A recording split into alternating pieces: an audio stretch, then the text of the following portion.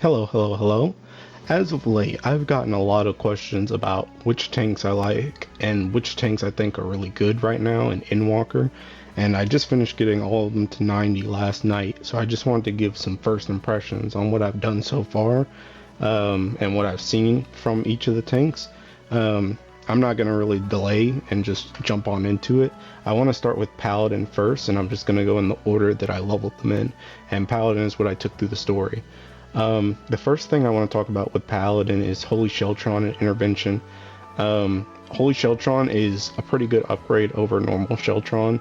Having the extra defense bonus at the start plus the heal is really, really nice. Um, Intervention is also really, really strong in an off-tank scenario. I think Paladin really got a boost that it needed to help with its sustain, because Sheltron before it was okay for blocking damage, but it does like a lot more now, and it's better for tank busters now and keeping you alive after the tank busters too. And just when you're doing pulls in dungeons, it's a lot better. The next thing I want to talk about is Veil. Veil got a heal after you pop it, which is nice. It's really nice for specifically mechanics like where they'll try and take you to 1 HP for the entire party first, and then they'll try and hit you with an AoE afterwards, or they'll hit you with something where it takes you to 1 and you have to full heal afterwards. You can kind of help with the healers after that by giving everyone a shield and a small HP boost. So that's really nice. The one thing that I don't it's kind of hard to talk about, and I'll get more into this in a moment with the casting combo, but I know a lot of people before Endwalker came out were like, oh yeah, Veil's going to be so amazing because you can proc it with your own cast now, which is true, but the issue is that the casting combo only heals you during like your holy spirits or your holy circles, so timing that can be kind of complicated. I mean, yeah, it can happen and you can plan around it, but sometimes fights are just going to happen where you want to use Veil in places where you're not going to be necessarily using your casting combo. The one thing about it though is Veil is a very long cooldown, not only before you pop it, but after you pop it. So you could always do it, a lot farther ahead and still get some use out of it. But that is a thing to keep in mind with Veil. But it's still good, and it's a welcome addition with the heal. Moving on from that, I'd like to get into the casting combo a bit.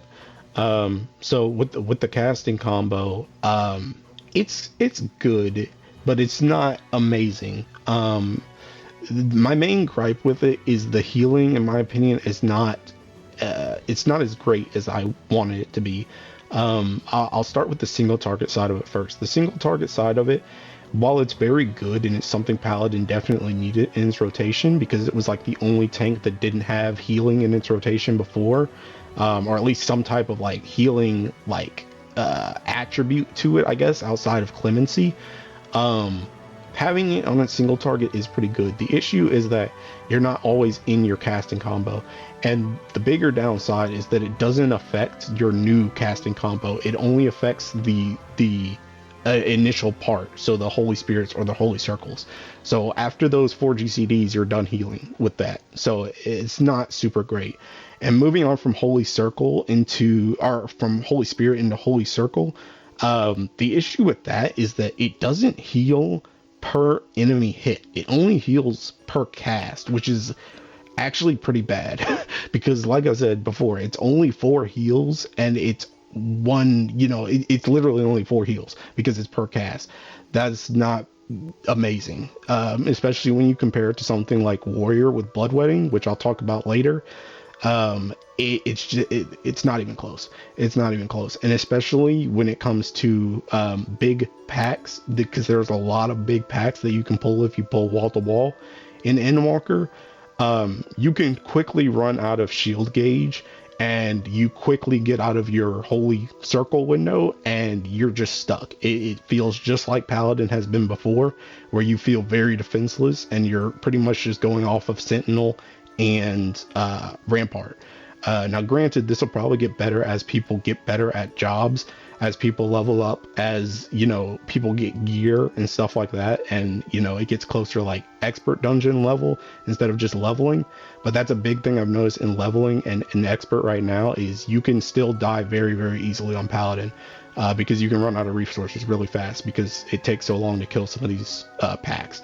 So moving on from that, also sustain is a big thing. I kind of touched on this already, but I think its sustain is okay in boss fights. It's not amazing. The fact that you have it's not very controllable when you do it, is not very good in my opinion. You still have clemency, which is amazing in a pinch, but for the most part, you're not going to use clemency unless it's a pinch. Unless you need to save yourself or someone else, you're not going to use it. So its sustain is still pretty iffy in my opinion. I think Holy Sheltron helps a bit with bosses, but at the same time, I don't know if Paladin's really going to be the one tanking the boss. So I guess it doesn't necessarily matter, but it is a thing to keep in mind when it comes to the main tank role for Paladin. So I think that's pretty much all I want to talk about with this job. So the next tank I want to talk about is Dark Knight. The first thing I want to talk about is some of the bad stuff with Dark Knight. The biggest one for me is Blood Weapon. Blood Weapon still feels as bad as it did before. I really do not like having to meld skill speed for Dark Knight to hit Blood Weapon, and then sometimes it doesn't even hit. I don't know why they didn't just make Blood Weapon the same as Delirium, where it has stacks. It really doesn't make any sense to me. And it also, one thing that makes this even worse for me is I feel like a lot of the other tanks can get away with less skill speed melds now than they could before, but since Dark Knight has Blood Weapon, you still need it. So it just messes up your melds and it gets really wonky. To me, I'm not the biggest fan of Blood Weapon right now. I mean, it's still a cool ability, but they really just need to give it like a stack system. It would make it so much better. Next, Living Dead. Living Dead is the same old ability. They haven't changed anything with it. And it's made worse by the fact that everyone else is getting healing, and the one tank that needs healing on its ultimate cooldown does not have it. I don't understand the logic there. I mean, I understand if you want to keep Living Dead the same way, even though I don't necessarily like it. But you should really give something to Dark Knight to help it heal itself, especially when all the other tanks are getting more heals. Heck, I'd even take an Aurora, like double Aurora. If you had given me Aurora and then double Aurora for a trait instead of Shrieking Enhanced Stun Mend, even I would have taken that. Like literally anything would be better. So that's not good. The next thing is Dark Mind, which I'm still kind of iffy on. Dark Mind is one of those abilities where sometimes I legitimately forget it's even on my hotbar unless I really, really need it for a lot of magic damage. Like, for example, in something like Ultimate, but in dungeons, in extremes, in Savage, it's a really forgettable cooldown for me.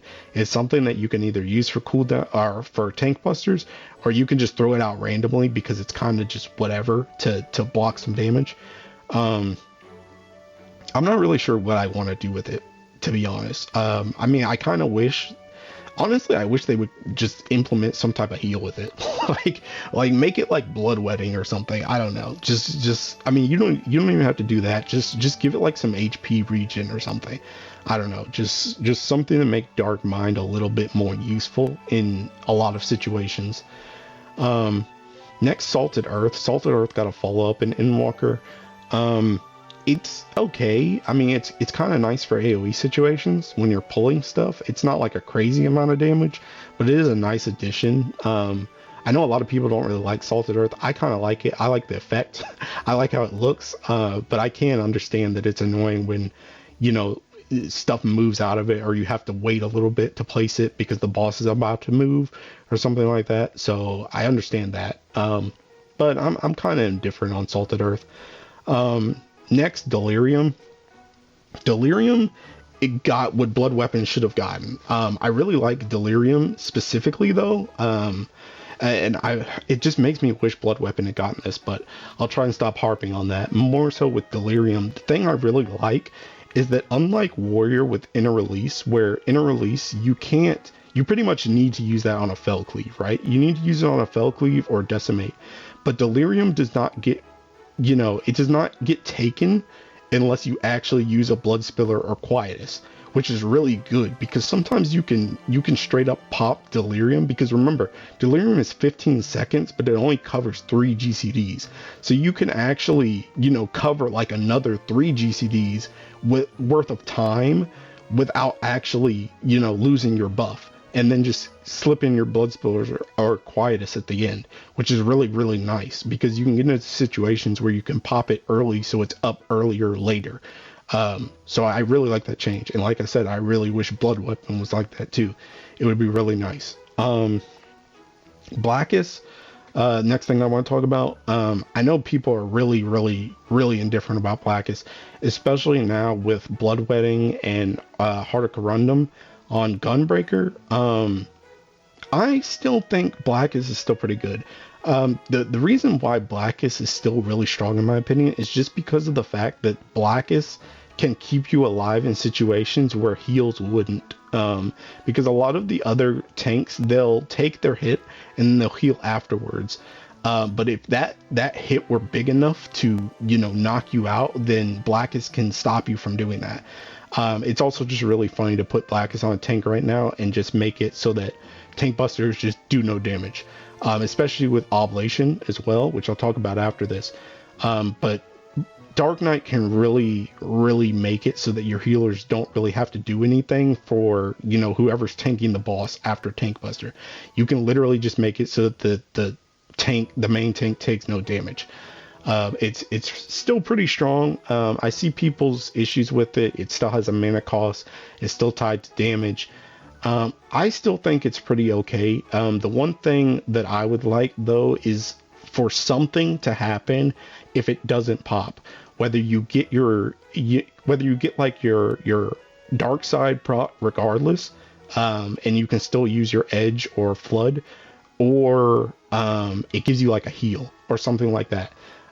If it doesn't pop, like something, I think Blackest, even though it's really strong, I think with the amount of stuff that it takes from you, there should be some little give back if you miss it, because no other tank really has any like necessary downsides if they don't time their stuff at the exact right point, right? Like even if you miss that 4 seconds of boosted damage reduction on the other tanks, you don't really lose anything on those cooldowns. You just lose out on, a little bit extra reduction, but you still get the full effect of the ability.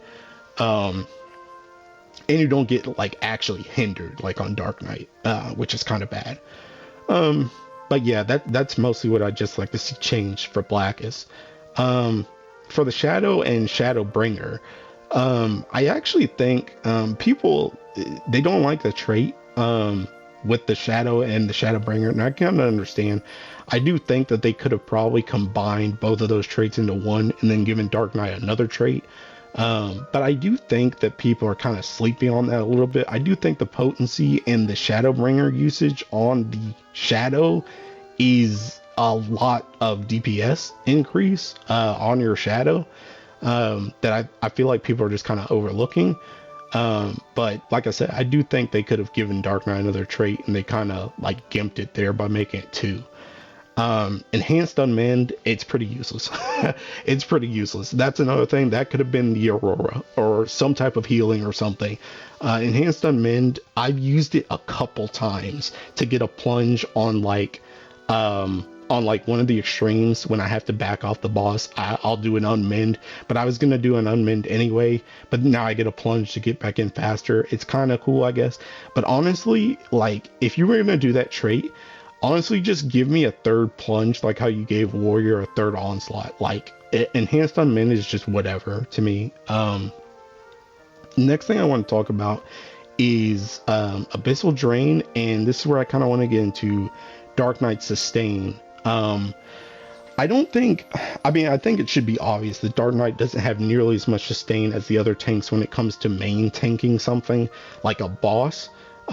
because it mostly deals with damage reduction with spamming oblation and being able to just negate damage with Blackest, but it doesn't have a ton of sustain there. But I think something that people aren't looking at is Abyssal Drain in dungeons, and I'll try and talk about this a little bit later with all the tanks.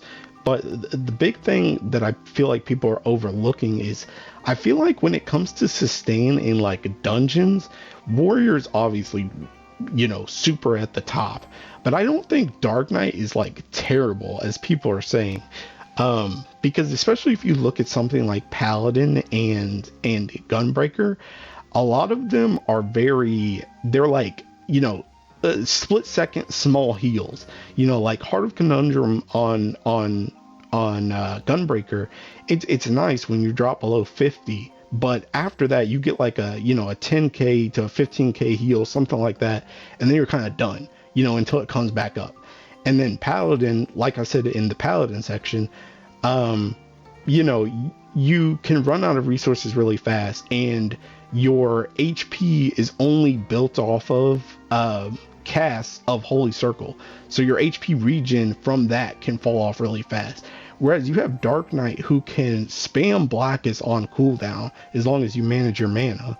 You have 2 Oblation stacks plus your other cooldowns like Dark Mind, Rampart, and Shadow Wall. And you also have Abyssal Drain, which is the main thing I want to talk about, where Abyssal Drain, in my opinion, I think people are just spamming it as soon as they run into a mob, when they can literally just save it until they start going low and then get warrior levels of burst healing to burst themselves back up with Abyssal Drain. Because Abyssal Drain, unlike Holy Circle, actually works on every hit, just like Warriors does with Blood Webbing. So you can actually heal yourself for a drastic amount in some of these packs where there's tons of enemies on the field. So I think people are just kind of like, I feel like people are just kind of wasting Dark Knight's cooldowns to do damage, and they're like, oh well, the sustain is garbage, when the damage on it isn't even that crazy anyway. So you might as well just save it for when you're about to die, or if you're using like Living Dead in a pull, then you could just use Abyssal Drain to help heal yourself back up. So I don't think their sustain in dungeons is as bad as people think. I still think Gunbreaker might be about the same, maybe a little bit better depending on your healer. But I don't think I think Gunbreaker and Dark Knight are pretty interchangeable there. I don't think Paladin is really that good, to be honest, especially if your DPS in the group is not very good and the pulls take a very long time, because Paladin will just run out of stuff. But I kind of just went on a tangent there. My main point is Dark Knight sustain, at least in AoE situations with Abyssal Drain and with the being able to spam Oblation and Blackest, is actually, it's pretty decent. You're obviously not healing as much as the other tanks, but your survivability is still pretty decent if you have a healer who's at least trying to heal you. So I think that's all I really have to say about Dark Knight though. Alright, next up is Warrior. And for Warrior, I'm just going to get the main one out of the way first. Bloodwedding. Bloodwedding. Bloodwedding. Oh my god. This cooldown is one of the best cooldowns I've ever seen in this game. It is so good. It is amazing for tank busters, especially because if you time it right, like this is what Yoshi P was talking about when he was talking about if you time tank cooldowns right. Bloodwedding, because Bloodwedding gives you a shield too. It gives you the damage reduction, a heal, and a shield. And the thing about a lot of bosses in this fight is when they do tank busters that are telegraphed, because they're telegraphed, the boss stops auto attacking you. So you can literally time it so that once the telegraph starts, you pop your cooldown and you get the shield for Bloodwedding that also soaks up some of the damage, plus the extra 4 seconds of damage reduction, plus the base damage reduction, and then you just heal it all right after anyway, if you even took damage. So Bloodwedding is too good. It's too good. It's amazing for dungeon pulls too. Half the time your healer does not even have to heal you in some of these packs. There are so many enemies, and Bloodwedding works on every enemy hit that you literally, like, I've gotten to the point where now bloodwetting is just like, you go into a pool and you kind of have like a thought process like, yeah, I'm going to use these cooldowns and I might combine these cooldowns. No, you literally just combine bloodwetting with like IR or infuriates, and that's your cooldown until it falls off, and then you pop like vengeance or rampart afterwards. There's no need to combine it with anything else in dungeon pulls. It's amazing. It's such a good cooldown. It's so good. It's amazing. It's amazing. It's so good. That aside, let's go on to inner release. Inner release, I was kind of indifferent to the stack system at first. I wasn't really that keen on it, especially because unlike Delirium for Dark Knight, it can get taken by other moves, because it has that increased direct hit and critical hit. Like it has the 100% on that, so it can get taken by anything. So I was kind of not keen with that at first. I didn't really get the stack system for it. But as I played it more and as I leveled it and as I took it into extreme fights, I kind of understood it a bit more. It still does have its drawbacks.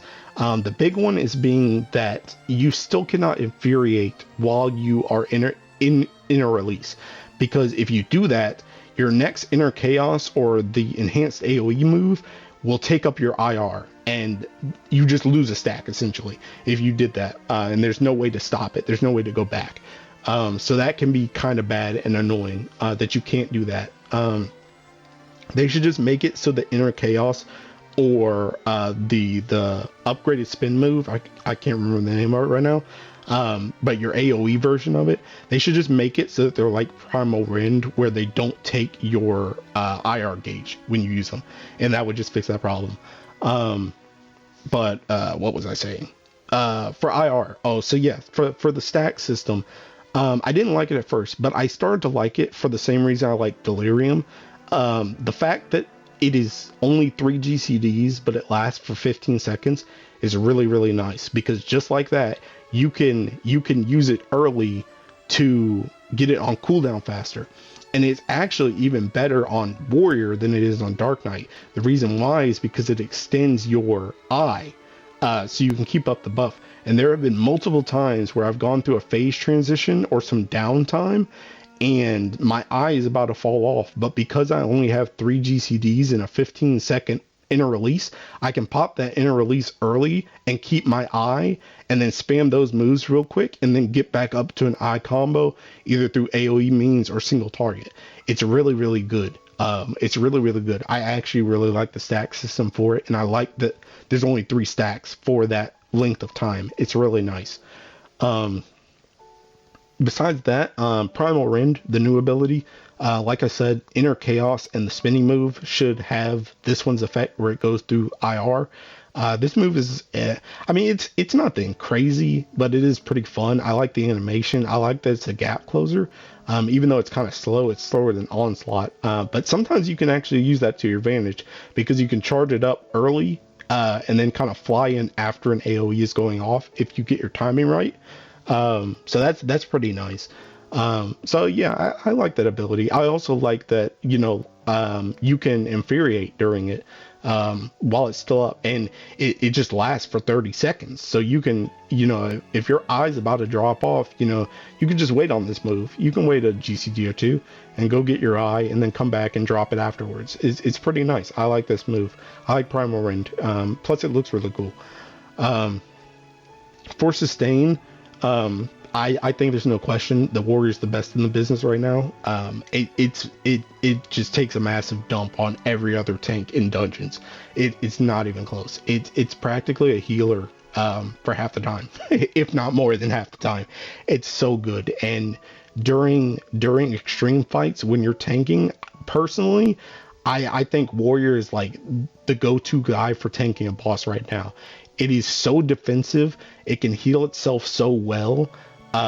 It's just really good. It also still has Equilibrium, which can not only crit and do massive healing by itself, but they also buffed it and gave it a healing over time effect to it now. It's just wow. Like the sustain you have on Warrior, it literally feels like, in my opinion, it feels the strongest that it's been since Heavensward. It feels really, really good to play right now.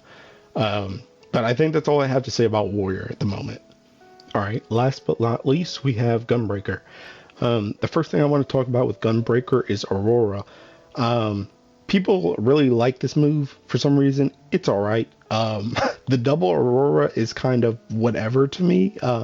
It can be nice sometimes, but its sustain is not like crazy in my opinion. I mean, I guess it can be pretty good for bosses, but for trash pulls, man, it's not that crazy. Also, the fact that the double Aurora, you can't like. I almost wish you could use them both at the same time so that you just heal more, but it just like refreshes the effect. So, I mean, it's kind of whatever. To me, it's kind of whatever. I know a lot of people like it, but I'm not the biggest fan. Heart of Corundum. This move is not as good as Bloodwetting, but it's pretty dang good. It's pretty dang good. When I hit 82 Gunbreaker, I felt a noticeable change in my defenses with this move. It felt really, really, really good. The extra defense bonus, just like all the other tanks, is really, really nice. The heal, I'm still kind of indifferent about this, and it's the same thing with Paladin, where it's an uncontrollable heal.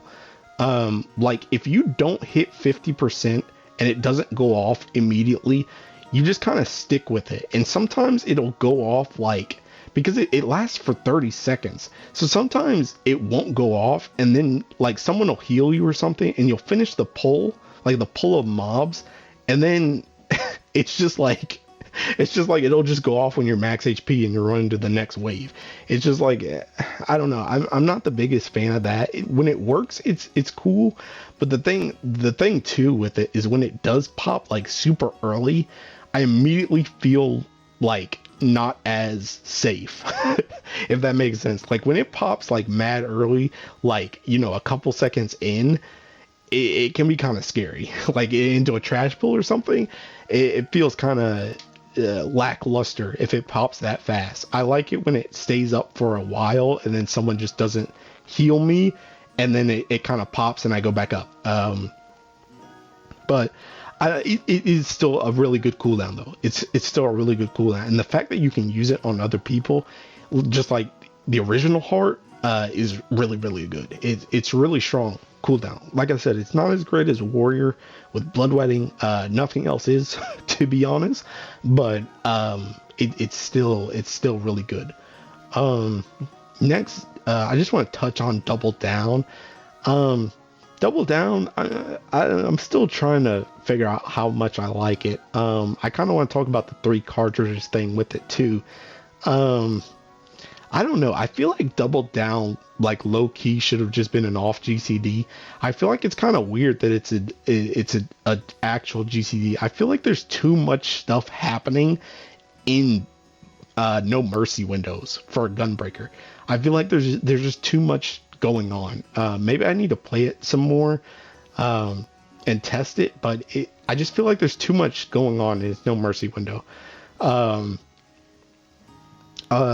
A little bit adding on to that, hyper velocity with I can't even remember the name that it combos off of, but the move that it combos off of, the move Burst Strike, I think it's called, the move that it combos off of. I actually had a lot of fun with this move leveling up. I don't know, it makes that move feel more active, I guess. Maybe I'll get bored of it and maybe I'll get annoyed by it, but it felt fun to me. I don't know. It felt fun when I was pressing it, especially when you get into some windows where, you know, you'll go through your Gnashing Fang combo, you'll do like your Double Down, and then you'll just have like, you know, 3 GCDs where you're just going like you'll refresh back up with your one move, and then you'll just spam, you know, Burst Strike, Hyper Velocity, Burst Strike, Hyper Velocity. Like it feels satisfying for some reason. I'm not really sure why, but it does. I like the fast-paced gameplay of that. But honestly, I don't really have too much to say about Gunbreaker. For sustain, like I said with Heart of Corundum, it can be very good, and it's definitely something that it needed. But I don't know. I feel like the sustain is kind of in the same spot as Paladin, just because of the simple fact of the healing, like I said with Paladin, is so uncontrollable. Aurora is tick based, so you don't get all the healing at once. So if you heal for 4k, you know, for like this 2 or 3 seconds, but then you get hit by like 20k damage from all these mobs hitting you, it doesn't really matter, and you could wind up dead off of that.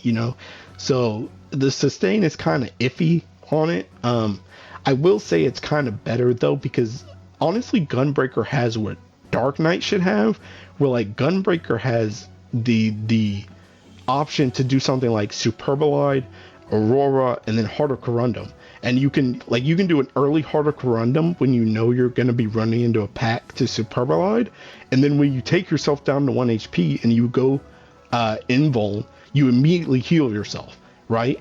And then by the time you come out, your Heart of Corundum is back up and you can use it again when you don't have invuln, which is really nice. You can help out your healer, which, like I said, that's something that Dark Knight should have, to be honest, with its Living Dead. But that is a really good strong point about Gunbreaker's sustain, is you can pull off tricks like that to make it so that even though your healing is kind of slower, it's you can kind of negate it, I guess, the fact that it's slower. Whereas with Paladin, you can kind of do the same thing, but it's not as crazy, I guess. And like I said, for Paladin, it's still not as controllable, because at least with Aurora, you can choose whenever you want to put it on you, and then you just deal with the tick.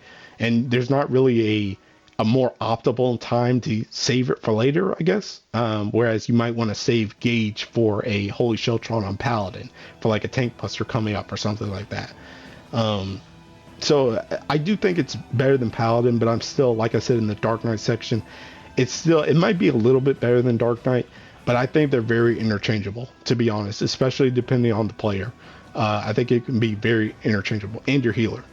But I think that's all I really have to say about Gunbreaker by itself. Now the next thing I'd like to talk about is just kind of the roles of the tanks in general, because a lot of people have been asking me, what do you think about this tank here? Which tank do you think is better at main tanking? Which tank do you think is better at off tanking?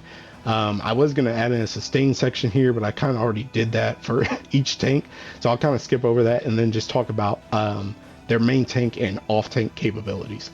All right, so first things first, I want to start by saying all the tanks can easily do any role. They can be main tank or off tank. If you can make it through dungeons with any tank, you can make it through bosses with any tank, in any role. Now, that being said, I do think there are some that are better than others in different situations.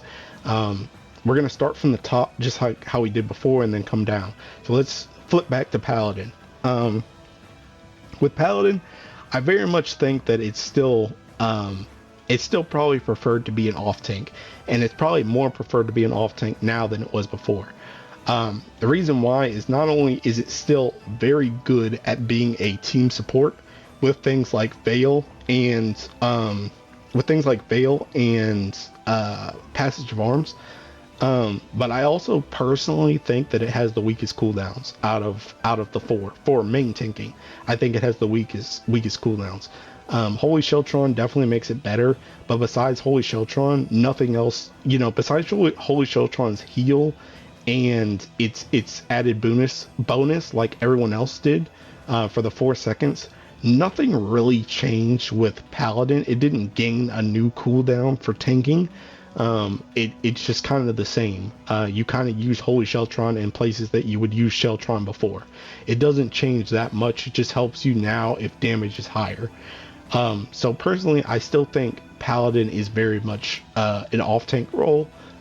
Like I said, I think it can still be a main tank if you need it to be, but I think it's better in the off tank position. Dark Knight is one of the ones that I'm very iffy on. I think Dark Knight can honestly do both, especially if there is a lot of magic damage or magic autos and you can take advantage of Dark Mind. Being able to use Dark Mind, Blackest anytime you need it, and 2 Oblation stacks is really, really strong for tanking a boss. It's really, really good. Plus you have Rampart, and plus you have, Shadow Wall, all that stuff. It's very, very strong. Dark Knight is also one of the tanks that I feel like is easier to move on, and this is also something I need to go back with Paladin on. But I'll finish off Dark Knight. Dark Knight is one of the easier tanks to move the boss around with, because even though it does have a lot of off GCDs during its burst windows, when you're not in its burst windows, and even when you're in the burst windows, it's not nearly as restrictive as something like Gunbreaker to move a boss with. So I think it can be very comfortable to move a boss around with Dark Knight. That being said, though, personally, I think that Dark Knight is still better in an off-tank role. Dark Knight, like I said, has a lot of off GCDs, and it's doing a lot of damage right now. I think being able to focus on that rotation while also providing killer support, single target for multiple targets potentially. And what I mean by that is when you're an off tank, you now have the option to blackest someone and oblation to other people, which is really, really strong. And also in the off tank role, you can make it so that they're starting to lean more to having like double tank busters where both the tanks take damage at the exact same time. You can have a lot of times now where Dark Knight can give like all its good stuff like Blackest and an Oblation to the main tank, and then shield itself with something lesser with like an Oblation and a Shadow Wall, just enough to survive, and then just kind of jump away afterwards because it's not taking any autos, and then just give all its heavy mitigation to its co-tank in the main tank position. And I think that's really, really strong. Because as long as you survive, if you can make it so that the other tank takes literally 0 damage, you make it so your healers only have to heal one tank, which is really, really nice. So personally, I think Dark Knight is better in an off-tank role, but I think it could be really good as a comfort pick in a main tank role as well, especially because of its ease of movement in certain situations. Before I move on to Warrior, I want to go back to Paladin because there's one thing I meant to say earlier. The thing with Paladin is it now has more movement than anybody else because it now has about 16 seconds of casting time that it can use for all those things where, you know, the off tank has to run away with a giant nuke bomb, or it has to go do something on the other side of the field. That makes Paladin even stronger as an off tank than it did before, because if you can line up that casting combo for that time in the fight, it can be very, very strong. Very, very strong. And you reapply your dot during that phase now too, with a stronger dot, so you don't even have to worry about running in at the end to try and get your dot, because that was something before where, you know, sometimes on Paladin you would end a phase on the other side of the field, and then you would have to run in to try and get your dot up real quick, you know, so you didn't lose damage. But now you're getting the best of both worlds with range and your dot, which is really nice. So those two out of the way, let's move on to Warrior. Personally, while it is not required to have a Warrior in your group, and it is not required to have a Warrior as the main tank position, personally, I think that right now Warrior is by far the best main tank in the game.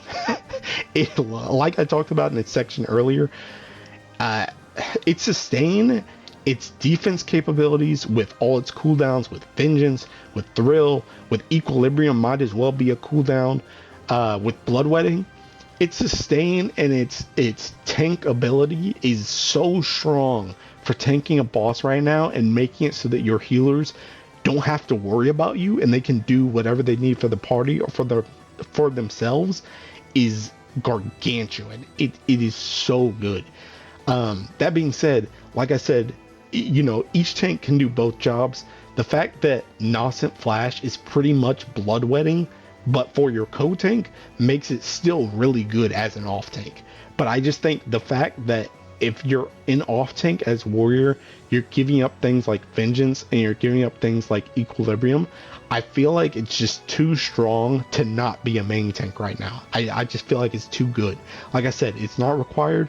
You don't have to be main tank and you don't have to bring a Warrior. But I think it is by far the strongest for actually tanking a boss right now. Not necessarily for doing damage while tanking a boss right now, but for tanking a boss right now, it is the most strong defensively, in my opinion. All right, let's move on to Gunbreaker. Gunbreaker, I feel like, is kind of in a weird, not weird spot, but kind of in a weird spot. I guess it's a weird spot. The thing with Gunbreaker is I feel like it's almost like a mini warrior, so I feel like it leans more towards a main tank role.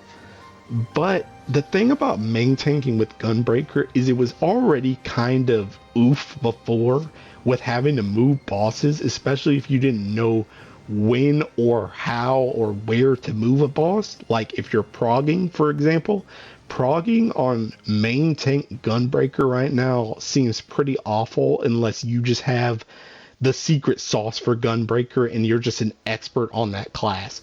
It feels pretty painful just because you're so restricted by trying to move around with your continuation combo for Gnashing Fang, and the Condensium Gnashing Fang does help a bit, but it's still pretty restrictive there. And now adding on Hyper Velocity onto Burst Strike makes it even more restrictive for movement. So it makes me want to lean it more towards an off tank role, just because of that lack of movement sometimes. And I feel like it can be hard for people that are less experienced to move a boss around like that. Like I said, they can both do off tank or main tank. All the tanks can. I just think it will take a little bit more practice to do it on Gunbreaker. But if you do it in main tank role, I do think you do get rewarded for it though. It does still have really good sustain, like I talked about, and Harder Corundum is even better in single target than it is in mobs, so that can be really, really nice. And I do think that right now, the way it's looking, Gunbreaker is shaping up to have higher damage than Warrior. So one thing, and this is kind of where I go into a bit about team comps, to me, something that looks really strong in my head right now is for progression, you can go like Warrior Paladin, because I feel like that has the best tanker in the form of Warrior with the best off tanker in the form of Paladin for progression. And then once you get to speed kills or you're trying to do like parse runs or something, then I think you could kind of move to Gunbreaker and Dark Knight, where you can kind of boost your damage with those two roles. And now that you're more experienced, you can kind of move your cooldowns around correctly and not die and still tank very effectively, especially on something like Gunbreaker. And for anything that Gunbreaker loses by not being a warrior, a Dark Knight can help a lot by giving it Blackest Nights and Oblation stacks. So that's kind of what I'm thinking about right now when it comes to the tanks and their roles in the game. I kind of hesitate sometimes to use like the main tank and off tank terminology, because in an ideal world, you would have both tanks like swapping a lot more than you usually do, to use everybody's cooldowns to make it easier on everyone. But I'm also a realist and I play a lot of Party Finder, and I understand that a lot of times you'll get one tank that just tanks for the entire fight unless he dies, in which case the other one will pick up the slack, and then sometimes that tank will even poke back after they died. So yeah, I understand that that's a thing. So I want to specify my thoughts on each tank for those roles, even if, in an ideal world, they're just swapping back and forth a lot anyway. But yeah, I think that's kind of what all I have to say. I think all the tanks are very viable right now. I'm kind of a Dark Knight simp, but I see a lot of people ragging on Dark Knight, and I just don't think it's warranted. I think people trying to compare its sustain to all the other tanks, where a lot of people are not realizing that Warrior is just like 10 tiers above all the other tanks in terms of sustain, and then the other three are kind of all the same, with Paladin, in my opinion, being a little bit lower than the other two. But I think all the tanks are very viable right now. I just think that if you're trying to look at meta, you're trying to look at comfort picks outside of your own personal comfort. Just let's say you're picking up tanking for the first time and you want to find something that's good in a certain role, or just a good tank to run with.